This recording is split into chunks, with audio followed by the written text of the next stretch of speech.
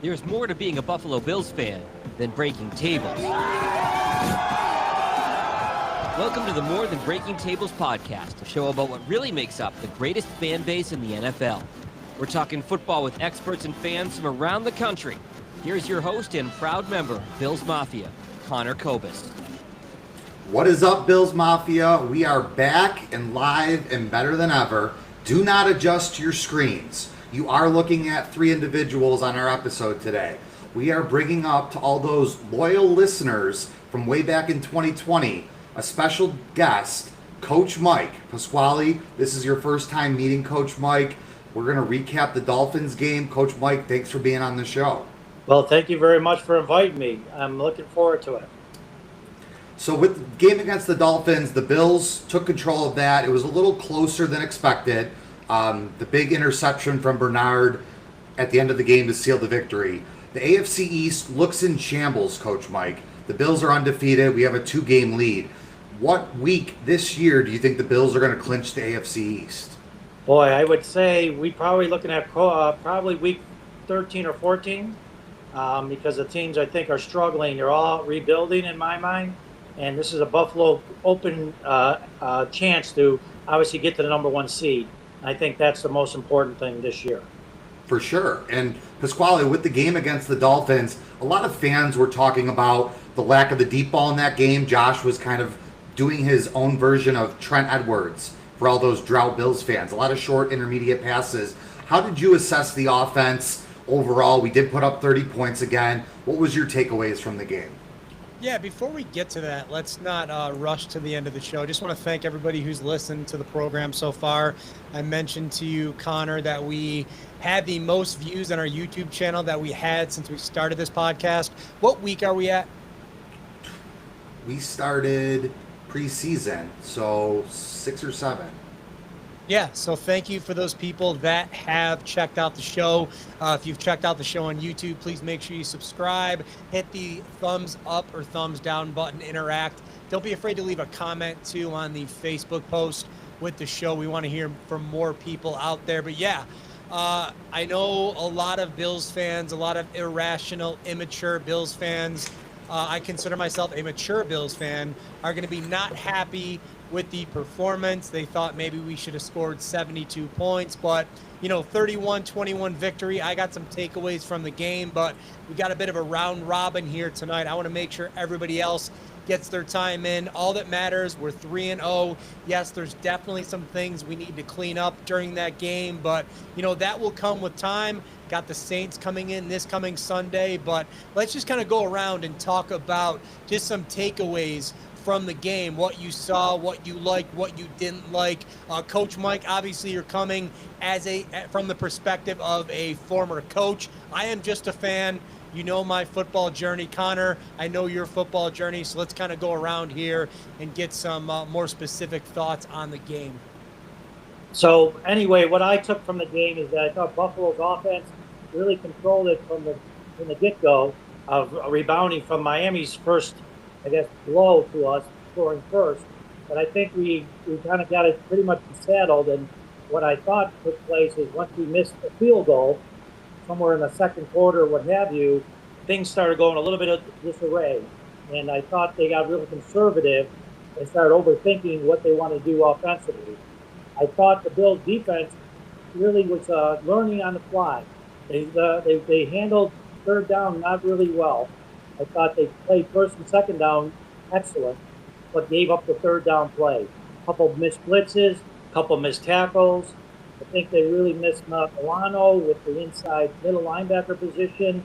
I think Dorian Williams is an up-and-coming player, but doesn't have the, I don't know what you call it, knack of playing middle linebacker or the knowledge of watching the different gadget plays that Miami runs. Kind of got him out of position a lot of times. So I see that being a big thing going forward, that we need to get that rectified. And also I think our safeties need to play a little bit more up to the line and make plays. Otherwise, I thought we held in there first and second. It's really trying to coach up that third down play.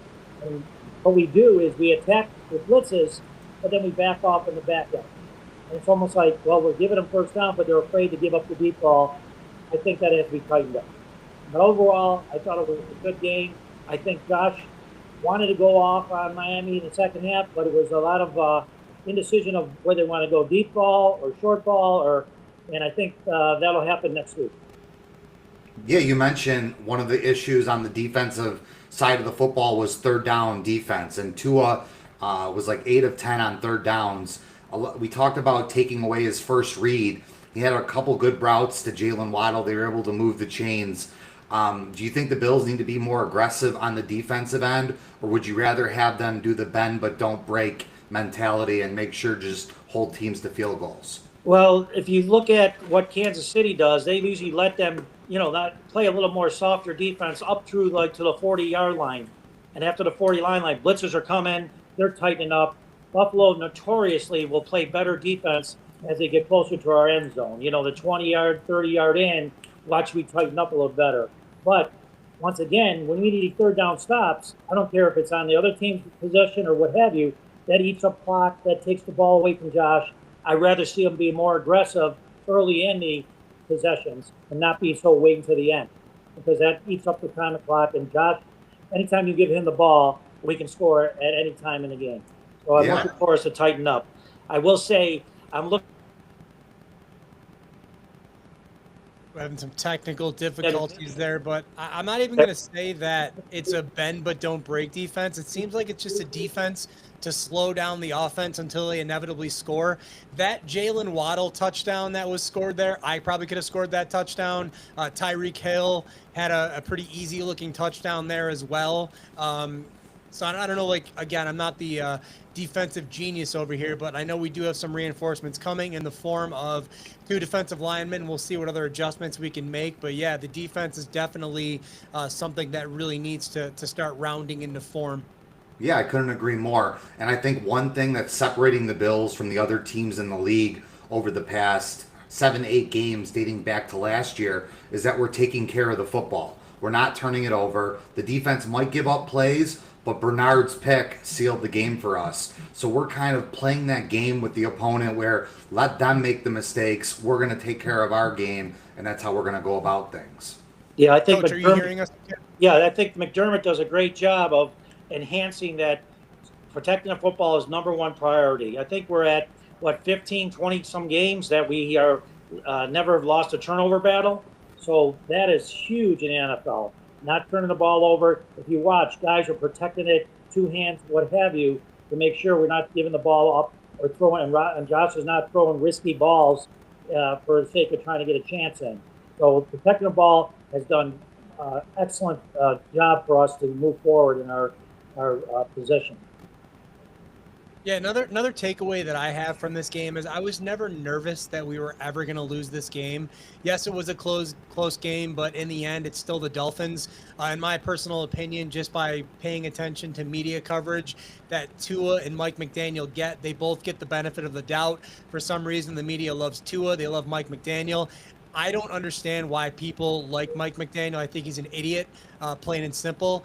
But once that interception happened, I'm like, I knew this was going to happen. I expected more of like if Jordan Poyer was on the field or Micah Hyde to get that. But good for Bernard for getting that turnover, sealing the game. And I never thought the game was out of our hands. I was confident that they were going to go down, still win the game. But, a lot of Bills fans, once again, a lot of immature Bills fans having a hard time with the fact that we only beat them by 10 points. But, Thursday Night Football, anything can happen.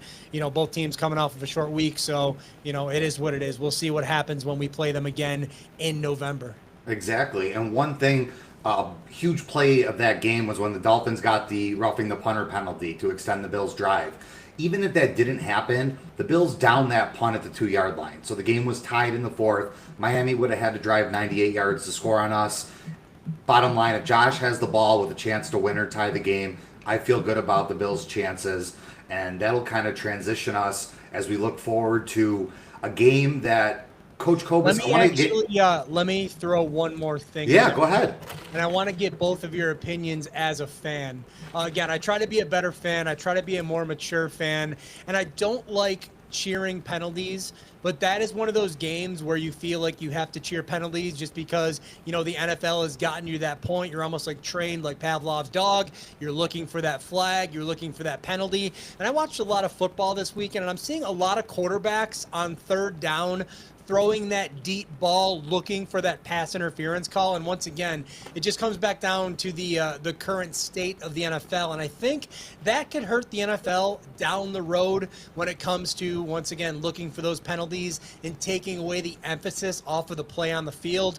We always have a story every other week about a bad referee, a bad call, a blown call, and that's going to turn people away. And as a fan, I don't like to cheer these penalties, but as you mentioned, the roughing the punter penalty, couple other penalties, really turned the tide of the game, and you had to cheer those. But in my personal opinion, I don't like cheering for a penalty flag. What do you guys think about that?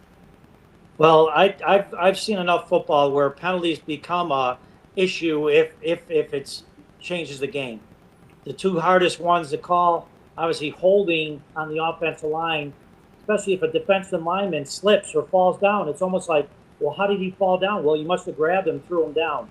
That's not always the case. But the referees, more times than not, will call a holding penalty. You're like, the guy tripped over his feet or he ran into somebody else, and it looks like somebody had to bring him down. No, it didn't.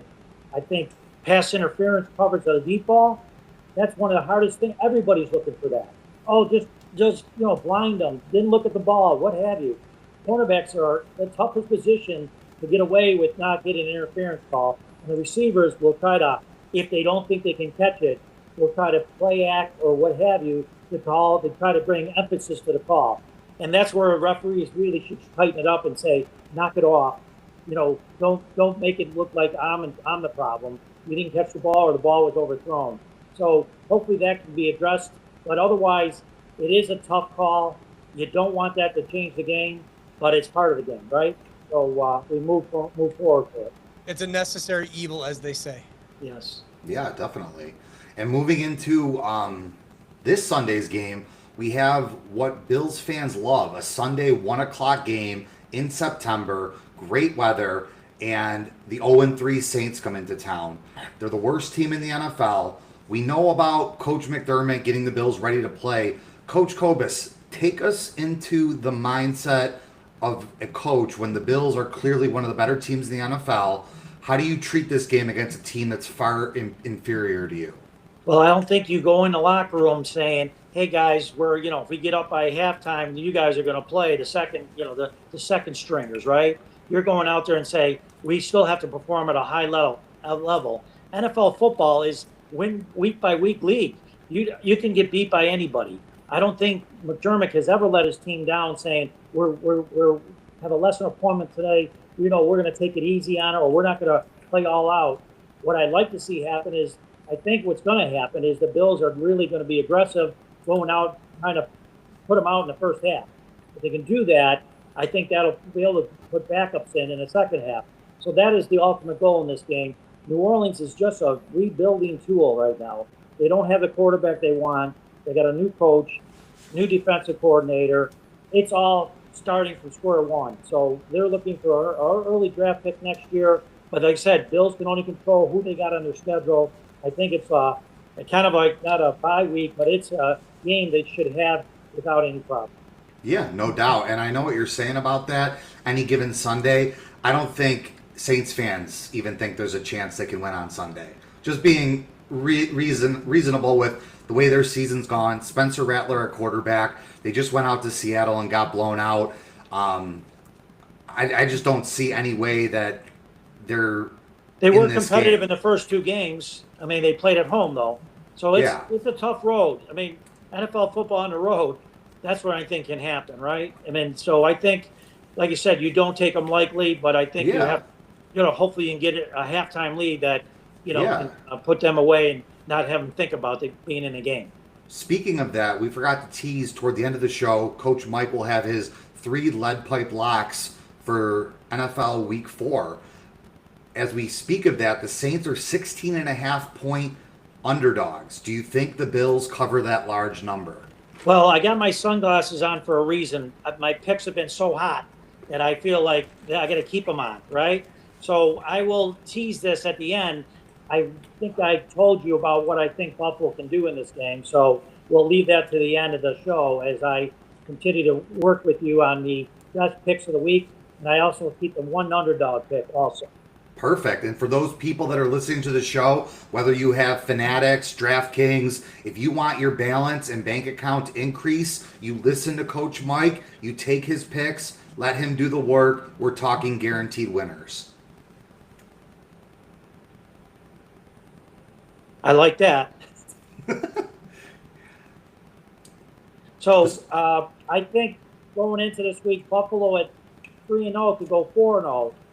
If Baltimore and Kansas City are playing against each other, who are you going for? Who do we want to win? Connor, what do you think? I mean, are you a Kansas City fan this week or a Baltimore fan this week? I actually heard an interesting take when I was at work today that we should root for the game to end in a tie. That would be pretty great. Well, I don't like either team, so I can't even. I don't want to see either one. All right, I would say Baltimore. I hate Kansas City, so I'll say Baltimore. Pasquale? Yeah, I'm going to pull for Kansas City. I hate Baltimore. I'm the opposite of what you just said, Connor, but it's amazing how the NFL matchups work out. You have Baltimore and Kansas City, and then on Monday night, you have two 0-3 teams playing each other. That's the game that I hope ends in a tie, because I don't understand why anybody outside of their fan base would even predict the Jets or the Dolphins winning one game this year. Yeah, and it's interesting. We talk about the Bills. The main goal this year is to get the 1 seed. Chiefs and Ravens are playing. One of those teams is going to go to 1-3, 4 games in, which is a very tough spot, especially for the Chiefs with their division. And Baltimore falling to 1-3, something they don't want to do. So the first 4 weeks couldn't have set up better for the Bills, and we have a pretty easy stretch of games here for the next 5 weeks. I'm a big fan in that I would have pulled for Baltimore. Kansas City has eliminated us 4 out of the last 5 years. That's a big problem, right? Andy Reid, coach with Sean McDermott. Somehow, some way, we seem to fall short. I'm hoping that this isn't the year, and if somebody can eliminate Kansas City, I'm all for it. I don't know, Coach. I think we got to slay that dragon on our own. I think we've we have to do it. I agree. Okay. Bring it on. What we can do. We've proven what we can do against Baltimore. Now it's time to get Kansas City out of the way. You know, Mahomes on a down year. Who knows what they're going to do at the trade deadline? Can they add another weapon? But they're always going to be lurking. I never want to take credit away from them. I know a lot of the quote-unquote talking heads are like, Kansas City's done. They don't have a chance. They don't have an offense. But, they're still playing good defense. They're going to be there at the end of the season. But I think in order to fully exercise the demons, we need to beat them. But I see what you're saying. Yeah, Kansas City is a playoff team. Andy Reid, Steve Spagnuolo. You couldn't ask for 2 better coaches, and you got Patrick Mahomes.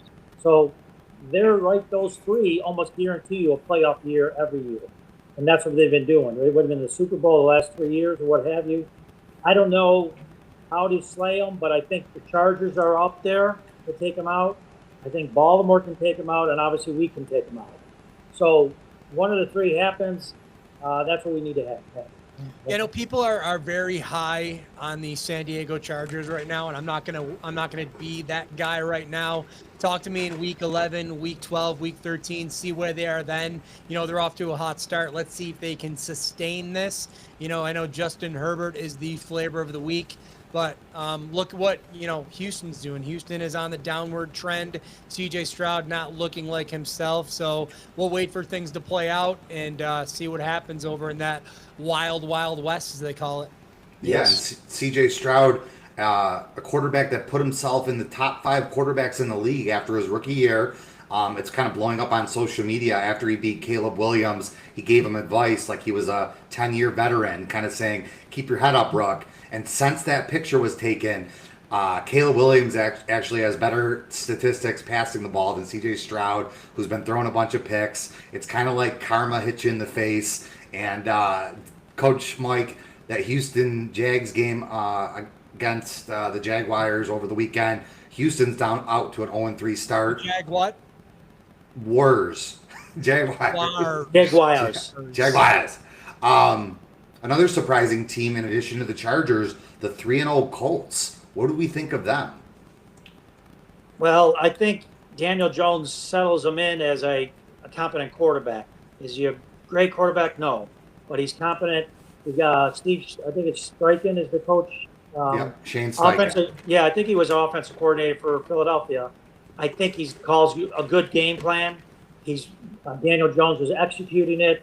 I think they're playing lesser foes. Let's put it that way. But obviously, what they pulled off, not punting for, I think, 1 out of 19 drives, something like that. That's an NFL record or something. I think they got a lot of things going for it, but they have a tough game this weekend against the Rams.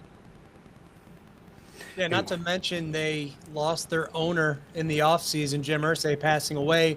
Now the team is being run by the family. They got their biggest cheerleader, their biggest supporter, Pat McAfee, doing a lot of things out there, really holding those pom-poms and cheering hard for the Colts. You like to see it. It's a good story. The Colts aren't, in my opinion, I might be wrong. I don't know how do you two guys feel, but I can't hate on the Colts. Even when Manning was there, I always kind of rooted for them. And we'll see how far this can take them. Well, of course, going back to my years of watching football, I was always pulling for Peyton Manning against Tom Brady, probably because Tom Brady was beating the Buffalo Bills every year. So I get it. I think Indianapolis probably will win that division. So they're going to have to be reckoned with. But I think that division's down. The AFC West, I just want to bring up that the coaching at the AFC West has turned over immensely, going from coaches against Andy Reid. Now you have Jim Harbaugh, you got Pete Carroll, and you got Sean Payton. I mean, you have 3 Super Bowl coaches and a college football champion coach now competing against the AFC West, which I think gives the Chiefs not that free walk in the park anymore, which they had over the last 8 to 9 years. And speaking of that, Pasquale, I texted you after the Dolphins game, and there was a comment that the Bills, that was the perfect game for the Bills because there's talk about McDaniel losing his job if they would get blown out. We want him and Tua to stay in Miami. We have their number. We beat them every year. We know Vrabel's in New England. They have some potential. The Jets, we have no idea how this new coach is going to do. They don't have a quarterback. So this is those years of incompetence within the division to take advantage of getting home field advantage in the playoffs like the Chiefs did the past 4 years, like the Patriots used to do when our division sucked. So let's keep rolling with our division as it is because stacking those wins and getting home playoff games, it's what it's all about. Yeah, Jets coach Aaron Glenn did prove this weekend that he can dance, so we do know that about him. What was up with the blocked field goals this week? So many. Yeah. That's what I'm talking about. The NFL, it's all or nothing. It's crazy.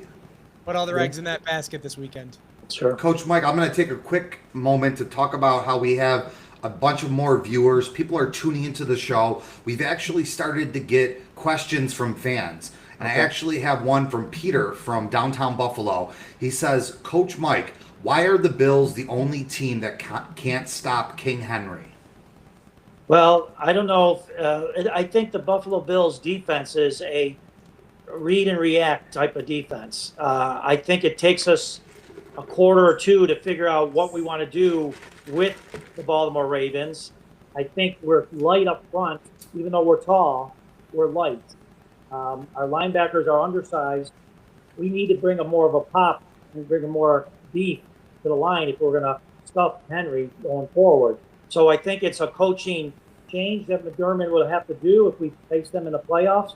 But I think because of a softer front that we have, but we try to go with more speed, I think that lends to Henry's way to run over us a little bit.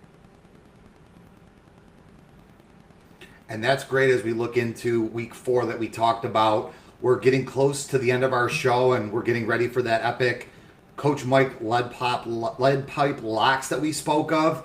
I'm going to give you my Survivor pick of the week to those who are in Survivor pools. We talked about the game. I am rolling with the Bills at home against the Saints. Don't stress. Put the pick in. You will be good. Nothing to worry about. Coach Mike, I'm going to hand it over to you. I want your 3 locks of the week. And then I want your one underdog upset special. Okay. Well, fans, viewers, this is new to the show. I mean, I'm glad I got invited to do this. I enjoy the intriguing of NFL football. Probably one of the most exciting sports that can change every fourth quarter or last minute. The witching hour. So it makes it exciting. So my picks are this week: number one, the LA Rams minus 3.5 over the Indianapolis Colts. I think Indy's 3-0 start's great, but I think they're going to face a higher competition. And I like the LA Rams at home. The second pick, I think Micah Parsons is going to go off on the Dallas Cowboys. If this is a game to showcase why you shouldn't have traded me, and Green Bay wants to come back from a loss to Cleveland, I think Dallas is right for a kind of a blowout for Green Bay this weekend. And my last one, say what you want about Miami, they can't go 0-4. This is the game against the Jets at home. I think Tua and Tyreek get it done over the New York Jets. The upset special, which I'm not going to call it an upset, but I'm going to tell you, the Cleveland Browns defense is for real. They're getting 9.5 against Detroit. You got to go with Cleveland to stay close. I know Joe Flacco can't move out of the pocket, but they can do just enough to keep that game close.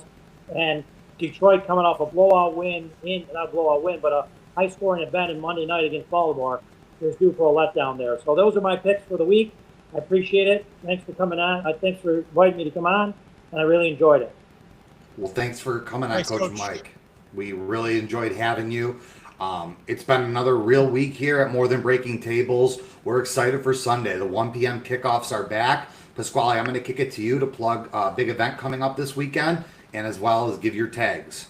I just want to say thank you to the Buffalo Bills first for this great gift that they gave us, season ticket holders of this whatever wood replica stadium. Got it in the mail yesterday. Didn't exactly know what it is. I had to go to the Buffalo Bills Facebook group to ask everybody what it was, and it's a wood replica of the old Highmark Stadium. So thank you, Buffalo Bills. This Saturday, Buffalo Championship Wrestling presents the Big Fall Bash, 6:30, Renaissance Italian Club in North Tonawanda, 252 Vanderbilt Street. 6 big matches featuring your favorite Buffalo Championship Wrestling wrestlers. BCW-WNY.com to get tickets for that. At BCWWNY on social media. You can find me on Instagram at WNY Pasquale. Be my friend on Facebook, please. And I'm not really on X anymore, but you can find me on X at WNY Pasquale. I'm not going to post much on there because my premium has run out and I couldn't stream the program on there tonight. So it wasn't false advertising. It's just I'm not spending $11 a month. I am employed by 2 radio stations. You can't give me a blue check mark, then that's on you, X. And once again, you can follow me on Instagram at ConnorCobus17 and at ConnorCobus on X. For Coach Mike, Pasquale Majori, Connor Cobus, this has been another great episode of More Than Breaking Tables. Go Bills. Peace out. Goodbye, everybody. Go Bills.